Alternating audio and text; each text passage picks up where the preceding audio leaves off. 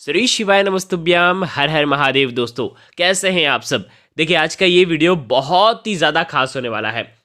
कल है 4 मार्च और कल है फाल्गुन मास के पवित्र महीने की अष्टमी तिथि और कल है सोमवार का दिन, यानी कि सोमवार की अष्टमी का बहुत ही शुभ और दुर्लभ योग आ चुका है। सोमवार की अष्टमी का दिन वो होता है जब भगवान शिव और माता पार्वती का मिलन होता है, यानी कि वो मिलते हैं। तो इसीलिए ये तिथि बहुत ही ज़्यादा शुभ हो जाती है। 64 योगिनी समस्त देवी देवता शिवलिंग के आसपास रहते हैं। तो ध्यान रखना, आपको विशेष उपाय करना चाहिए भगवान शिव को प्रसन्न करने के लिए। आज के इस पूरे वीडियो में हम 3 उपाय के बारे में बात करेंगे। सबसे पहला उपाय है, एक फूल आपको अर्पित करना है सफ़ेद, और आपके घर की धन की परेशानी निश्चित तौर पर दूर होगी। दूसरा उपाय जो होने वाला है वो भगवान शिव के ऊपर जल नहीं चढ़ाना है और आपकी मनोकामना पूरी करने वाली है माता पार्वती। और तीसरा उपाय है शिव शक्ति दीपक का विशेष उपाय, जो कि आपको प्रज्वलित करना ही करना है। ये तीनों उपाय पूज्य गुरुदेव की ही कथा सुनकर के समझ करके समझाने का प्रयास कर रहा हूँ। उससे पहले चैनल पर पहली बार आए हैं तो चैनल को ज़रूर सब्सक्राइब करें और कमेंट में हर हर महादेव सभी को लिखना है। कमेंट में हर हर महादेव ज़रूर लिखना। देखो, एक एक करते हुए हम उपायों को समझेंगे। देखिए, सबसे पहला उपाय धन प्राप्ति का महा उपाय है। ये उपाय बहुत ही ज़्यादा खास है। अगर घर में जीवन में धन संबंधित परेशानी आपको है तो आपको ये उपाय करना चाहिए। बहुत ही सुंदर सा उपाय है। आपको लेना है पारिजात का फूल, एक सफ़ेद रंग का। देखो, पारिजात का फूल कैसा दिखता है। पारिजात का फूल जो होता है वो सफ़ेद रंग का होता है और जिसकी डंडी जो होती है वो होती है केसरिया कलर की। देखो, स्क्रीन पर आपको दिख रहा है। ये आपको फूल लेकर के आना है, मात्र एक। ठीक है। ये उपाय विशेषकर होता है वैभव प्राप्ति के लिए। अगर वैभव प्राप्त होगा तो अपने आप ही धन का सुख आपके जीवन में आने लगेगा। देखो, यहाँ पर पूज्य गुरुदेव किस प्रकार से बताते हैं उसी प्रकार से समझाने का प्रयास कर रहा हूँ। साथ में तांबे के पात्र के अंदर जल लेना है। अब आपको जाना है भगवान शिव के मंदिर में। आपके घर के आसपास जो भी शिव मंदिर है वहाँ पर आपको जाना है। ठीक है। मंदिर में चल गए। अब आपको क्या करना है, देखो, ये उपाय सुबह से लेकर के रात्रि तक आप कर सकते हो, लेकिन आप जब फूल तोड़ोगे तो वो सूर्यास्त के पहले पहले तोड़ लेना। सूर्यास्त के बाद तो फूल आप तोड़ नहीं सकते। तो इसे विशेष इस बात का ध्यान रखना। देखो, भगवान शिव के मंदिर में गए, यहाँ पर जो तांबे के पात्र के अंदर जो जल लेकर के आए हो, वो जल आपको भगवान शिव के शिवलिंग पर सबसे पहले श्री शिवाय नमस्तुभ्यम का जाप करते हुए आपका जो मुख होना चाहिए वो उत्तर मुखी होना चाहिए और आपको पूरा जल आपको अर्पित कर देना है। ठीक है। शिवलिंग पर जल अर्पित कर दिया। अब आपके पास पारिजात का जो फूल है, बहुत ध्यान से इस क्रिया को अब समझने जैसा है। ये पारिजात का फूल अपने सीधे हाथ में आपको पकड़ना है और उसके बाद ये पारिजात का जो फूल है भगवान शिव के, देखो, शिवलिंग के ऊपर नहीं रखना है, माता अशोक सुंदरी का जो स्थान होता है वहां पर आपको ये पारिजात का फूल रखना है। जब आप पारिजात का ये फूल रखोगे तो इस डंडी का जो हिस्सा होगा ना शिव जी तरफ होना चाहिए और फूल का हिस्सा जलाधारी की तरफ होना चाहिए। देखो, समझ में आ रही बात। वीडियो के अंदर बताने का प्रयास कर रहा हूँ। इस प्रकार से आपको अर्पित कर देना है और आपकी जो भी धन संबंधित परेशानियां हैं उसे दूर करने की प्रार्थना करना है। अब इस फूल को वापस से आपको उठाना है, वापस से उठाना है और पार्वती माता के हस्त कमल के वहां पर आपको ये फूल आपको रखना है। अब आप ये जो फूल रखोगे तो फूल की जो डंडी होगी वो आपकी साइड होना चाहिए और पुष्प का जो मुख होगा वो भगवान शिव को निहार रहा होगा, शिवलिंग की तरफ होना चाहिए। डंडी का हिस्सा आपकी तरफ हो जाएगा और फूल का जो हिस्सा है वो भगवान शिव की तरफ हो जाएगा। इतनी आ गई आपको बात समझ में। ठीक है। अब ये जो फूल जब आप रखोगे पार्वती माता के हस्तकमल के वहां पर, तब भी आपको आपकी मनोकामना बोलनी है जो आपने माता अशोक सुंदरी के वहां पर बोली थी ना, वही मनोकामना आपको यहाँ पर भी बोलनी है। अब एक और चीज समझना, ये फूल जैसे रखा, वापस से इस फूल को आपको उठाना है और ये फूल जो है भगवान शिव के शिवलिंग पर आपको अर्पित करना है। अब देखो, यहाँ पर जब आप रखोगे, आप किसी भी साइड बैठे हो, विशेष ध्यान रखना, ये जो फूल है फूल का हिस्सा आपको निहारना चाहिए। फूल का हिस्सा आपको निहारना चाहिए और डंडे का हिस्सा आपके विपरीत होना चाहिए। इस प्रकार से आप ये फूल वहां पर रखोगे भगवान शिव के शिवलिंग के ऊपर, और आपकी वही मनोकामना जो आपने माता अशोक सुंदरी वाले स्थान पर बोली है, जो पार्वती माता के हस्तकमल के वहां पर बोली है, जो आपने भगवान शिव के शिवलिंग के जब आप फूल रखोगे तब वही मनोकामना आपको बोलना है। बस इतना सा उपाय आपको करना है। यकीन मानिए दोस्तों, आपकी जो भी धन संबंधित परेशानियां होगी वो सोमवार की अष्टमी के दिन से ही परेशानी जो है वो दूर होना शुरू हो जाएगी। देखिए, सोमवार की अष्टमी का विशेष महत्व होता है, इसीलिए ये उपाय आपको ज़रूर करना चाहिए। देखिए, अब हम बात करते हैं दूसरे विशेष उपाय की, जो कि है मनोकामना पूर्ति का उपाय।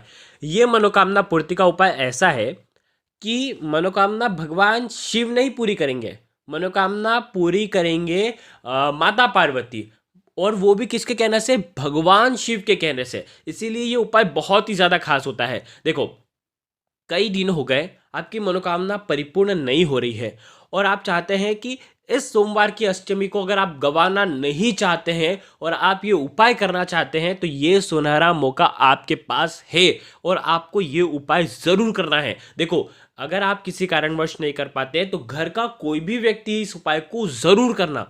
देखो, ये है मात्र 1 लोटे जल का उपाय। इससे अच्छा उपाय सोमवार की अष्टमी पर मेरे अनुसार हो नहीं सकता, क्योंकि ये बहुत ही साधारण सा सिंपल सा उपाय है। देखो, करना क्या है, तांबे का पात्र लो, उसके अंदर जल भर लो, पूरा पात्र के अंदर जल भरना, और जल कहाँ का भरोगे? आपके घर के मटके का। आ गई आपको बहुत समझ में? देखो, तांबे का पात्र के अंदर जल भर दिया आपने। अब आपको जाना है भगवान शिव के मंदिर में। ये उपाय आप सुबह से लेकर के रात्रि तक जब आपकी इच्छा हो तब आप ये उपाय कर सकते हैं, है ना। देखो, करना क्या है, सबसे पहले गणेश जी वाला स्थान आपको पता है ना, गणेश जी का स्थान कहाँ पे होता है? शिवलिंग के सीधे तरफ। वहां पर आपको थोड़ा सा जल आपको अर्पित कर देना है, फिर रुक जाना है। ठीक है, फिर आपको कार्तिकेय जी वाले हिस्से पर जाना है, वहां पर थोड़ा सा जल अर्पित करना है, फिर रुक जाना है। फिर आपको माता अशोक सुंदरी वाले स्थान पर आपको अर्पित करना है थोड़ा सा जल, फिर रुक जाना है। फिर आपको पार्वती माता के हस्तकमल के वहां पर जल अर्पित करना है, फिर रुक जाना है। ठीक है, मतलब 4 जगह आपने जल अर्पित कर दिया। अब 5वीं जगह जो है वो आपको भगवान शिव के शिवलिंग पर जल अर्पित नहीं करना है। अब यहाँ पर भगवान शिव के शिवलिंग पर जल अर्पित नहीं करोगे तो अब कहाँ पर करोगे? आपको जाना है मंदिर के बाहर, और मंदिर के बाहर जहाँ कहीं भी बेल पत्र का पेड़ हो, बिल्व पत्र का पेड़ हो, वहां पर जा करके उत्तर मुखी हो करके आपको श्री शिवाय नमस्तुभ्यम का जाप करते हुए ये पूरा जल आपको अर्पित कर देना है बेल पत्र के पेड़ की जड़ के वहां पर। आ गई इतनी बात समझ में आपको? अब यहाँ पर भगवान शिव चिंतित हो जाएंगे कि ये मेरा भक्त, मेरे ऊपर इसने जल नहीं चढ़ाया है, लेकिन फिर भी माता पार्वती के हस्त कमल के वहां पर इन्होंने जल चढ़ाया है। इसकी कोई भी मनोकामना हो, माता पार्वती, भगवान शिव माता पार्वती से कहते हैं कि इसकी जो भी मनोकामना हो वो दुगनी तेजी से, मतलब जल्द से जल्द आपको परिपूर्ण करना है। मात्र भगवान शिव के ऊपर जल अर्पित न करने मात्र से आपकी मनोकामना परिपूर्ण हो जाएगी, वो भी बहुत ही जल्द। यानी कि अगर 2 दिन में मनोकामना परिपूर्ण होने वाली होगी तो वो 1 ही दिन में हो जाएगी। भगवान शिव स्वयं माता पार्वती से कहते हैं, और माता पार्वती भगवान शिव का कहना कैसे टाल सकती है? ये सोचने वाली बात है, और इसीलिए ये उपाय सुंदर हो जाता है, सरल हो जाता है। इसीलिए इस मौके को आपको गंवाना बिल्कुल भी नहीं है। आ गई आपको बात समझ में? अब हम बात करते हैं अंतिम उपाय की, तीसरे उपाय की।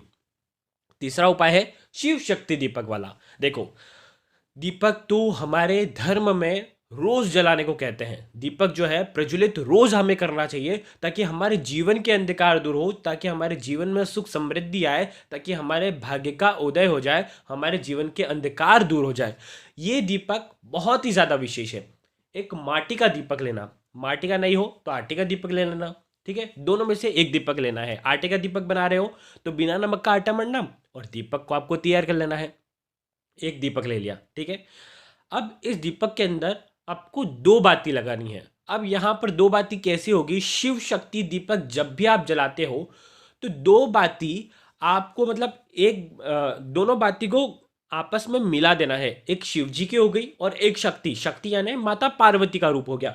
तो शिव और शक्ति, शिव शक्ति का दीपक दोनों को पास में घुल मिल करके आपको बत्ती तैयार कर लेनी है और इस बत्ती को आपको लगाना है कहाँ पर, दीपक के अंदर। ठीक है, लंबी बातें होनी चाहिए। अब यहाँ पर कई लोग सोचेंगे कि शिव जी को तो हम गोल बाती लगाते हैं, तो नहीं, यहाँ पर इस उपाय के अंदर शिव शक्ति दीपक में ही विशेष ये क्रिया की जाती है जिसमें लंबी बाती का ही प्रयोग किया जाता है। अब लंबी बाती लगा दी, अब इस दीपक के अंदर आपको घी भरना है। आ गई इतनी बात समझ में। महाअष्टमी की रात यानी कि सोमवार की अष्टमी की रात में आपको ये दीपक आप 3 जगह प्रज्वलित कर सकते हैं। 3 जगह मतलब तीनों में से एक जगह आपको प्रज्वलित करना है। समझ में आई बात? आप देखो वो 3 जगह कौन सी है। सबसे पहली जगह आपको भगवान शिव के मंदिर में, मंदिर के अंदर शिवलिंग के सामने आपको ये दीपक प्रज्वलित करना है और इस दीपक का मुख होगा उत्तर दिशा की तरफ। अब आप समझो, जो जब भी आप ये दीपक लगाओगे तो आपके मन में यही प्रार्थना होनी चाहिए कि मेरे जीवन के अंधकार महादेव आपको दूर करना है। ऐसी प्रार्थना करते हुए इस दीपक को आपको प्रज्वलित करना है। ठीक है, दीपक प्रज्वलित कर दी, उत्तरमुखी हो करके ये दीपक होना चाहिए।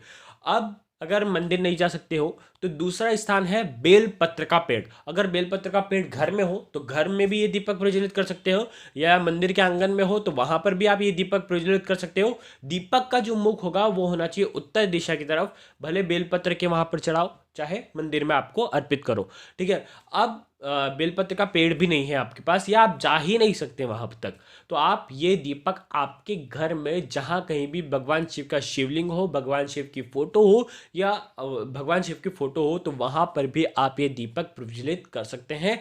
दीपक का मुख उत्तर दिशा की तरफ ही होना चाहिए।